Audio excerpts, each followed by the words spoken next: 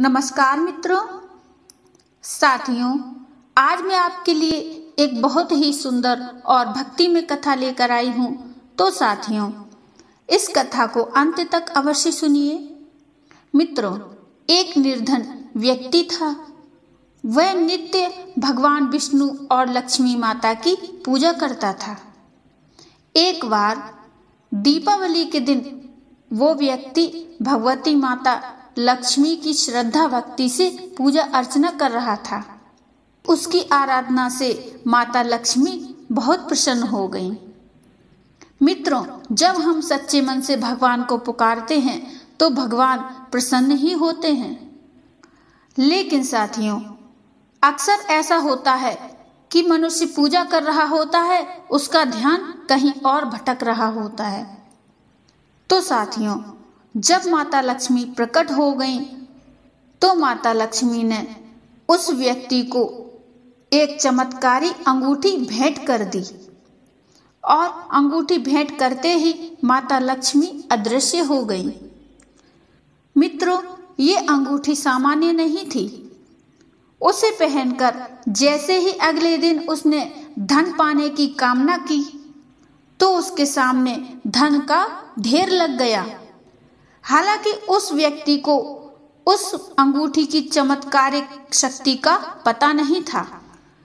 उसके बाद जब उस व्यक्ति के सामने धन का ढेर लग गया तो वो व्यक्ति खुशी के मारे झूम उठा। इसी बीच उसे भूख लगी तो मन में अच्छे अच्छे पकवान खाने की इच्छा जागृत हुई। उसके मन में इच्छा जागृत होने पर ही कुछ ही पल में उसके सामने पकवान आ गए तो उसे अंगूठी का चमत्कार मालूम पड़ गया। उसे अंगूठी का चमत्कार मालूम पड़ते ही उसने अपने लिए आलीशान बंगला, नौकर चाकर आदि तमाम सुविधाएं प्राप्त कर ली।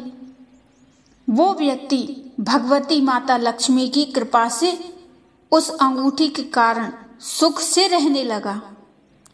अब उसे किसी प्रकार का कोई भी दुख, कोई कष्ट या कोई चिंता नहीं थी। नगर में उसका बहुत नाम हो गया।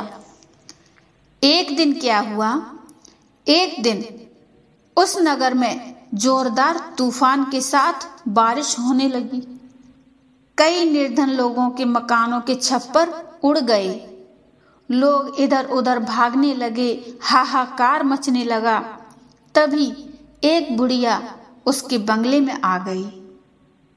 उसे देखकर वो व्यक्ति गरज कर बोला, ए बुढ़िया, कहाँ चली आ रही है बिना पूछे?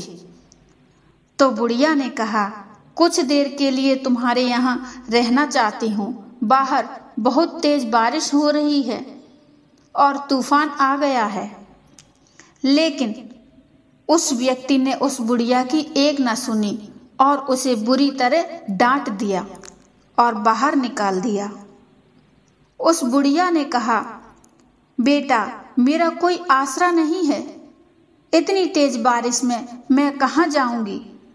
थोड़ी देर की ही तो बात है। लेकिन उसकी किसी भी बात का उस व्यक्ति पर कोई असर नहीं पड़ रहा था और उसने नौकरों को बुलाकर उस बुढ़िया को बाहर निकलवा दिया। जैसे ही सेवकों ने उसे द्वार से बाहर निकाला, वैसे ही जोरदार बिजली कौंधी। देखते ही देखते उस व्यक्ति का मकान जलकर खाक हो गया और उसके हाथों की अंगूठी भी गायब हो गई और उसका सारा वैभव पल भर में राख के ढेर में बदल गया। मित्रों, ये उसके घमंड के कारण हो रहा था। जब उसने आंख खोलकर देखा तो सामने माता लक्ष्मी जी खड़ी थीं।